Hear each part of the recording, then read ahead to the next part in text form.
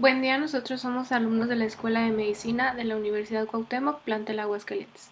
Les vamos a presentar el síndrome adrenogenital. El equipo está conformado por Jafid Gómez Alonso, Salma Yatsiri Hernández Méndez, Fátima Danae Sánchez García, Lisandro Miguel Morales Vázquez y Jimena Rodríguez Mireles. Primero les voy a hablar sobre la etiología.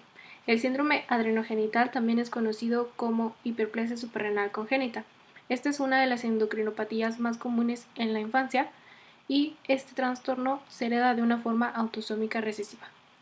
Bueno, las glándulas suprarrenales se encuentran localizadas en la parte superior del riñón, como se puede ver en esta imagen, y estas glándulas son las encargadas de producir lo que son las hormonas cortisol, aldosterona y andrógenos, que son esenciales para la vida. Las personas con hiperplasia suprarrenal tienen un déficit de alguna de las enzimas que van a ayudar a sintetizar estas hormonas y esto nos va a dar lugar a un déficit hormonal específico.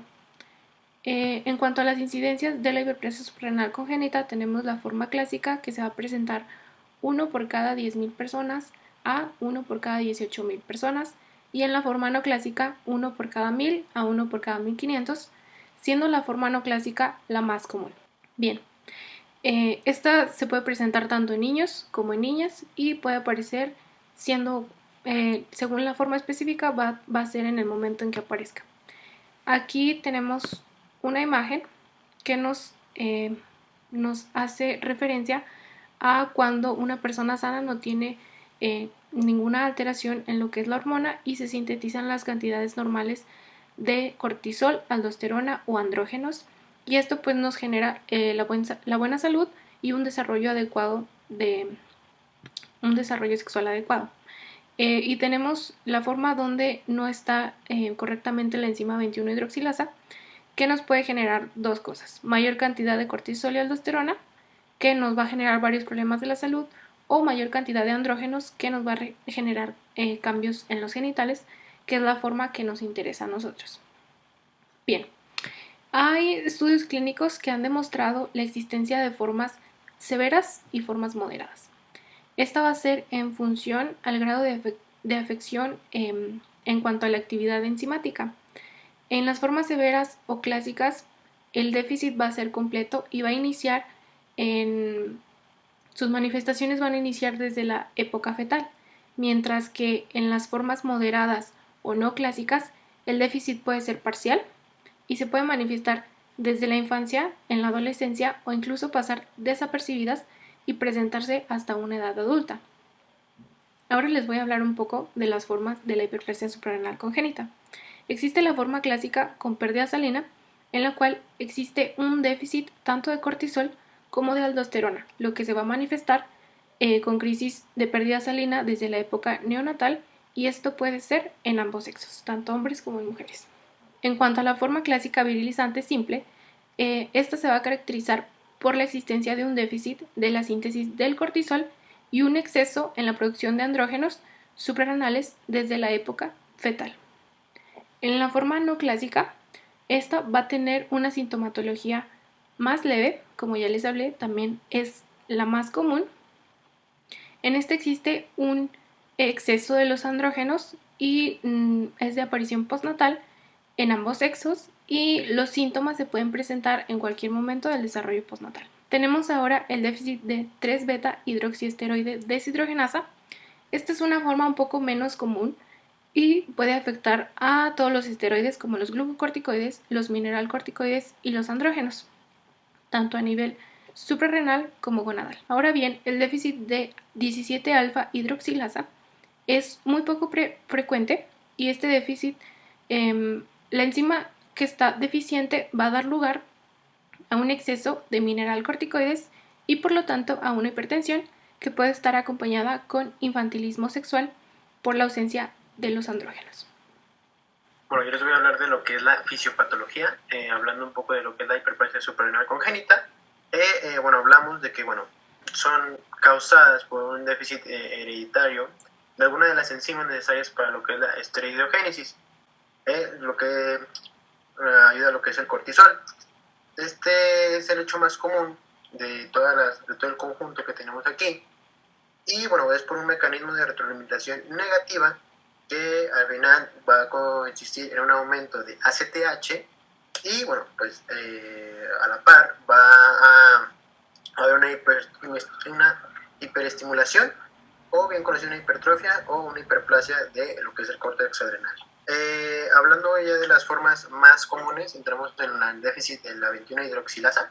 En este caso encontramos un 25%, un 95%, pues siendo la más común, y lo vemos por un proceso en el cual el déficit presenta varias características, entre ellas es la suficiencia suprarrenal un hiperandrogenismo, que van a derivar directa o indirectamente en que la 17 hidroprogesterona no va a poder transformarse en lo que es el 11 desoxicortisol, viendo esto más afectado en un déficit de secreción de cortisol y por lo tanto un acúmulo de lo que es 17 hidroprogesterona.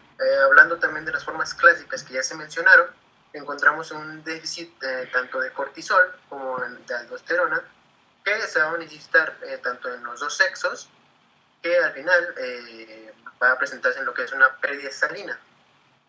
Tiene varias manifestaciones clínicas, entre vómitos y letargias o diarreas. Y bueno, también hay una forma clásica bilizante simple, que es una forma en la que hay un déficit en la síntesis de cortisol y un exceso de producción de andrógenos suprarrenales. Desde lo que, como bien mencionó mi compañera, época fetal. También encontramos una forma no clásica en la cual hay existe un exceso de andrógenos en lo que es la de aparición postnatal, en donde bueno, las niñas al nacimiento van a presentar lo que son genitales femeninos normales o bueno, con una discreta hipertrofia. Y bueno, por último tenemos un déficit de 11 beta hidroxilasa, en el cual es menos común y bueno, encontramos una frecuencia entre 3 a 5%, y bueno, se va a caracterizar por una deficiente conversión de 11 desoxicortisol y bueno, 11 desocortisol va a ser deficiente en convertirse en cortisol y 11 desocorticosterona no va a poder convertirse en lo que es corticosterona. Y bueno, por tanto va a haber un aumento de los niveles plasmáticos de 11 desoxicortisol y 11 desicorticosterona. Y bueno, clínicamente pues puede variar en lo que es una acumulación entre lo que es sus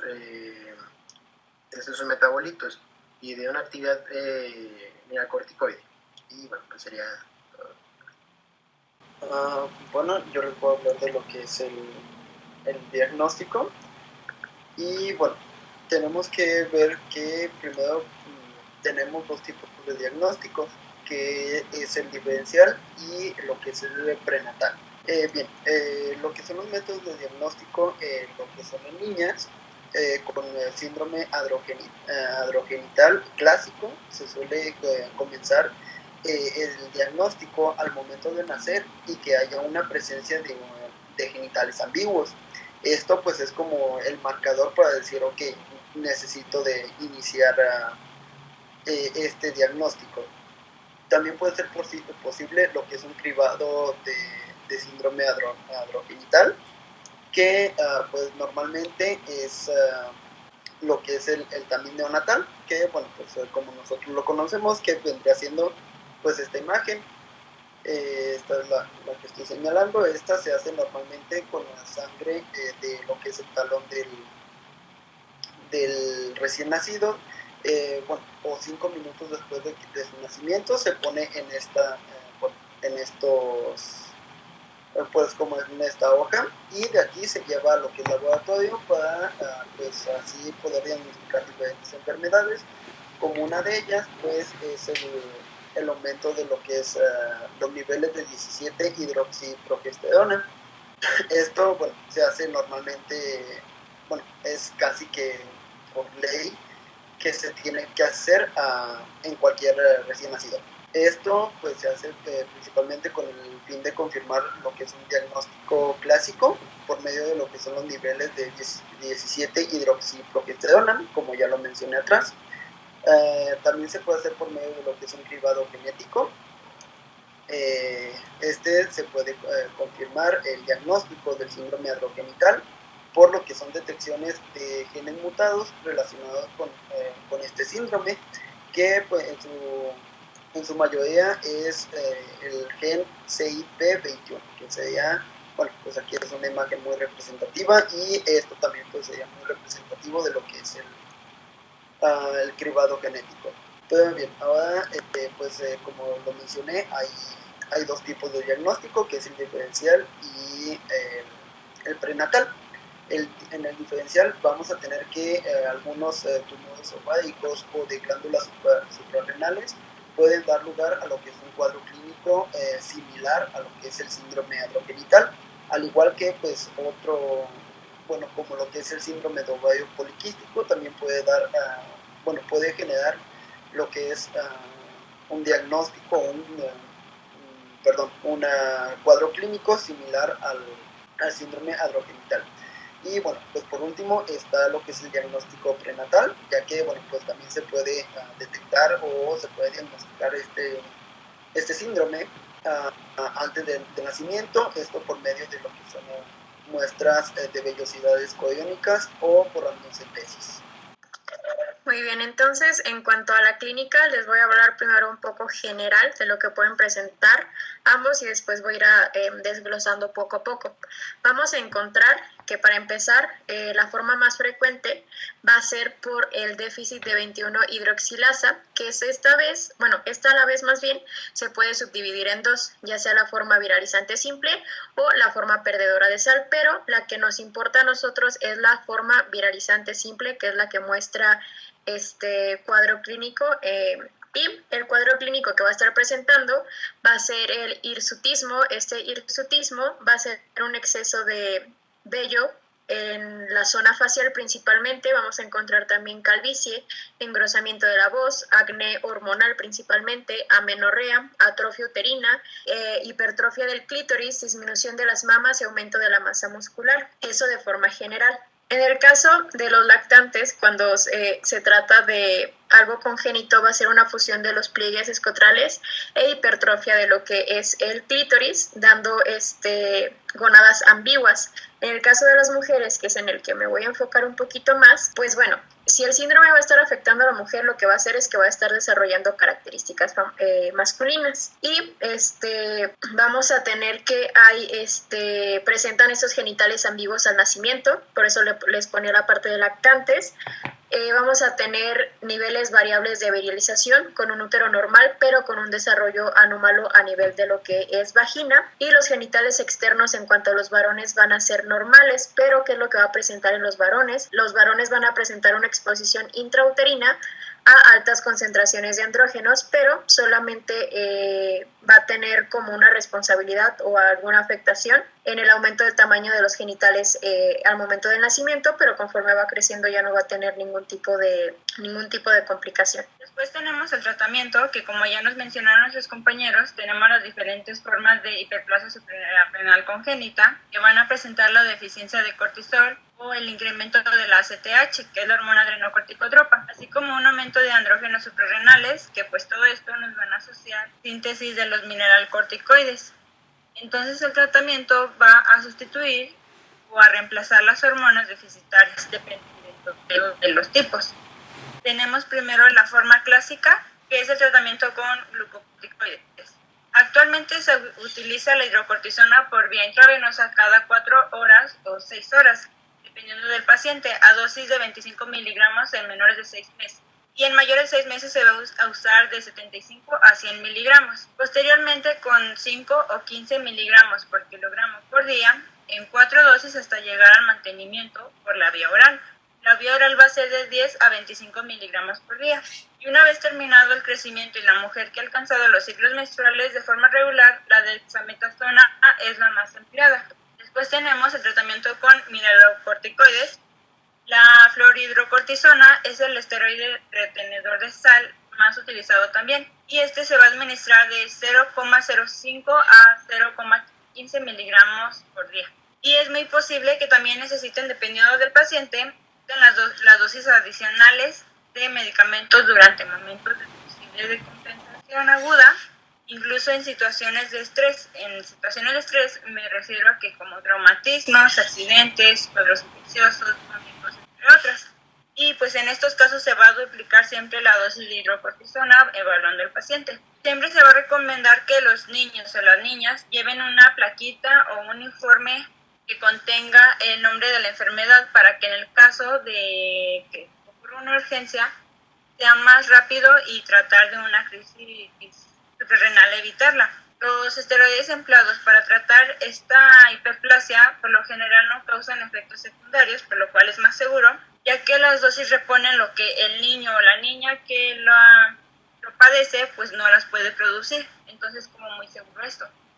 Es muy importante también estar bien tratado para evitar los excesos o carencias de hidrocortisona, siendo importante informar al pediatra de las posibles situaciones de estrés que haya pasado el paciente, y pues por eso hay que verlo para si necesita una modificación de la medicación. Después tenemos la corrección quirúrgica de los genitales, que es la corrección completa de los genitales externos y se va a realizar en la edad infantil cuando se detecte, dependiendo del estado óptimo del paciente. Y se recomienda que pues todas estas intervenciones sean por profesionales expertos. También otro es por el tratamiento de crisis de pérdida salina, que es aproximadamente el 75% de los casos de formas clásicas que se van a presentar por esta.